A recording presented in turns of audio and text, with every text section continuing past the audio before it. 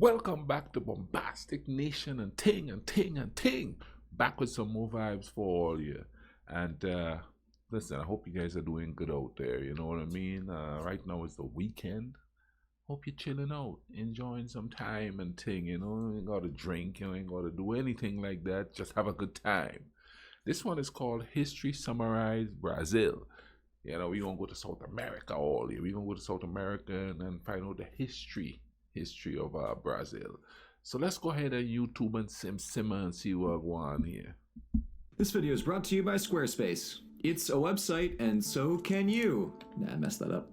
With all of my talk of empires throughout world history, it's easy to forget that colonies have feelings too. Not only is it those guys who do all of the legwork to make empire possible in the first place, but they're also fascinating in their own right, with purpose-driven economies, distinct local cultures, and unique political relationships with the rest of the world. I've talked before about the seafaring history of Portugal, but today I'd like to pivot across a hemisphere or two to discuss the growth of its colossal colony of Brazil. To figure out why this South American territory became so instrumental and even grew to eclipse the power of its former parent, let's do some history. South American history actually goes back way farther than the 1500s, as thousands of indigenous groups call the continent home in the millennia before colonization. Some are still around and several are still uncontacted to this day, but for the purposes of the Portuguese Empire, our story begins with the Treaty of Tordesillas in 1494. With Columbus coming back to Spain all smug about totally finding India, you guys, Portugal worried that its budding colonial aspirations were doomed. After a long talk with the Pope, they agreed to bisect the globe for ease of empire building. Spain and Portugal both got the freedom to claim any non-European land west and east of a specified line, respectively. However, a Portuguese fleet bound for India in 15... Once again, they just go, cut it down the middle. Hey, forget there's people living there, you know what I mean? Let's just take the land, cut it down the middle, and decide which parts we gonna keep, which parts we gonna let them live on, if we let them live on it, or what we gonna do with them. 1500 got blown hilariously off course to discover, to everyone's surprise, a substantial landmass just east of that demarcation line. Lucky day. Portugal named it after the abundant supply of reddish-orange Brazilwood trees, which were later used for dyes, among other things. Brazil, as it came to be known, just kind of sat there for the early 16th century, as the big money was being made along Indian spice routes in the east. While Portugal seems to not really have cared all that much for Brazil at first, they got real defensive when France tried to muscle in on their territory and clandestinely export Brazilwood. As a result, King João III made an active effort to centralize the Brazilian government, better guard the ports to stop those pesky French, and attract new colonists to move there. Things moved along at a typical colonial pace, making very tenuous contacts with local native groups while exporting natural resources back to Portugal. Indigenous peoples who got captured for labor typically ran away inland, which might as well have been like jumping off the edge of the earth, because to this day, the coastal mountains have been a colossal barrier to inland development in Brazil. In the absence of a stable local workforce, Brazil,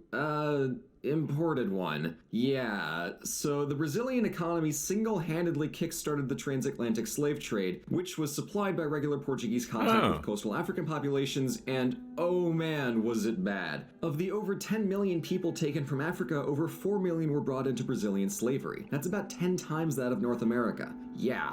And worse yet, the brutality of their treatment in Brazil meant that turnover was very high, and slaves were almost constantly imported into Brazil until they were finally outlawed in the very late 1800s. To make matters worse, the trade itself had a catastrophic and centuries-long effect on coastal African populations and economies.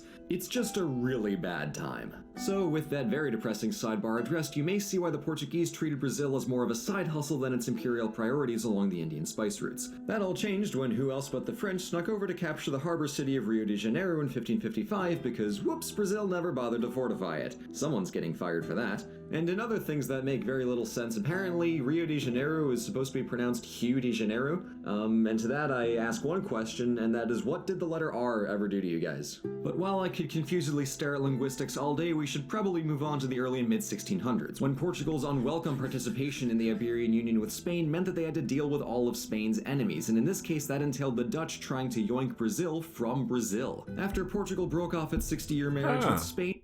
Didn't know the Dutch tried to get Brazil. They weren't very prevalent in that part of the New World, you know what I mean? That's interesting.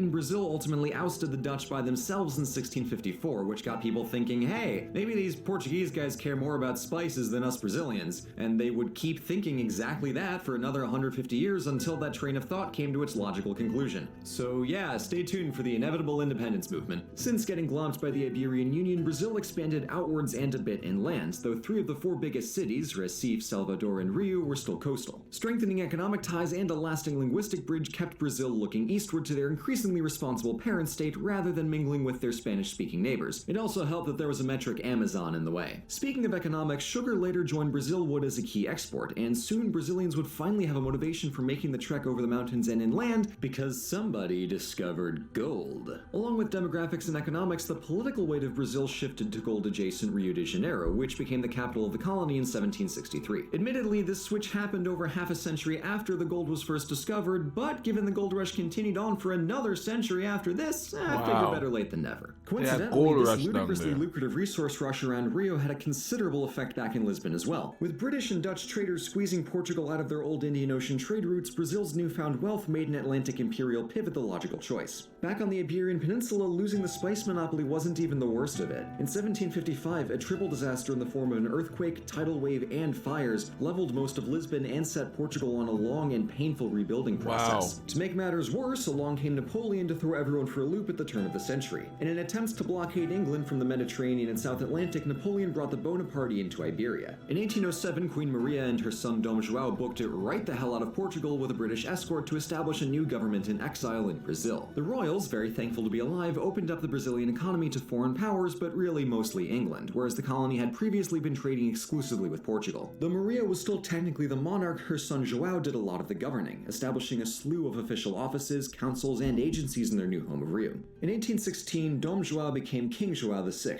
3 years after Napoleon withdrew from Portugal and 1 year after he got Waterlooed. But despite Portugal being safe, João insisted on staying in Brazil on the basis of Lisbon sucks and this place is a tropical paradise, which when you're comparing... So they were kind of absentee government living in Brazil. Didn't know that part of it. That's interesting there, you know. Napoleon ran over the country and then they just moved the government to Brazil. That explains why Brazil is so prominent.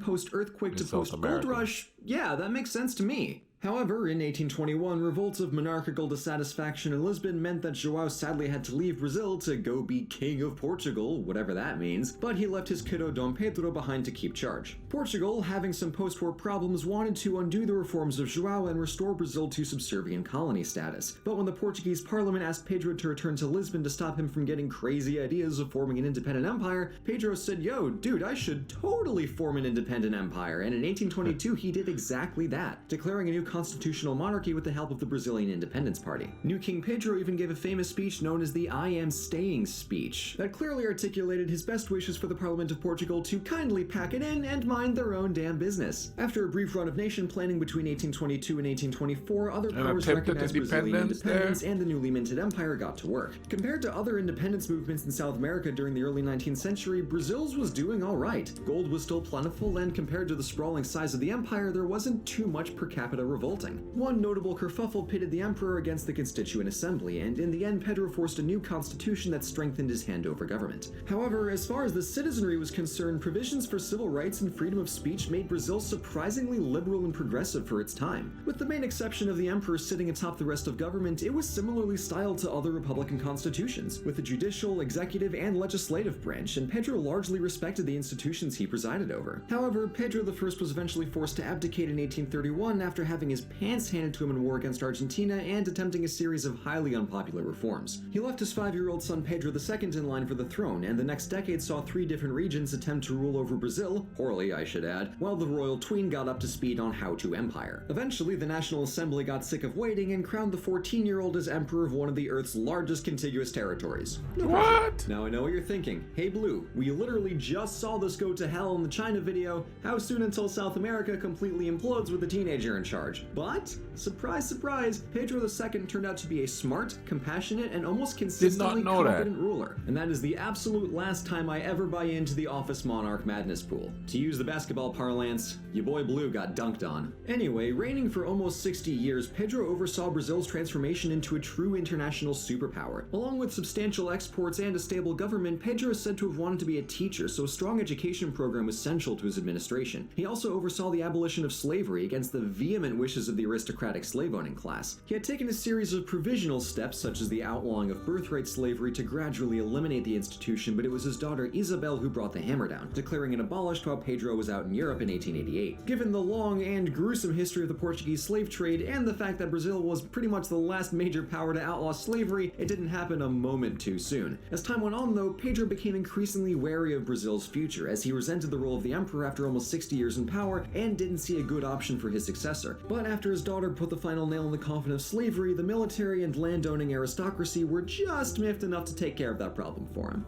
A coup in 1889 ousted poor Pedro, exiling him to Europe to live alone on very little money before dying 2 years later in Paris. Back in Brazil, the empire had been overthrown in favor of a new republic that historians refer to as the Old Republic, which, in addition to being declared non-canon by Disney, saw elections serially manipulated by powerful politicians and landowners for decades. Subsequently, Brazil went through an absolute carousel of governments through the 1900s. You can honestly set your watches by the military dictatorships. One bright spot in the middle of the century came under the tenure of Juscelino Kubitschek, who moved the capital.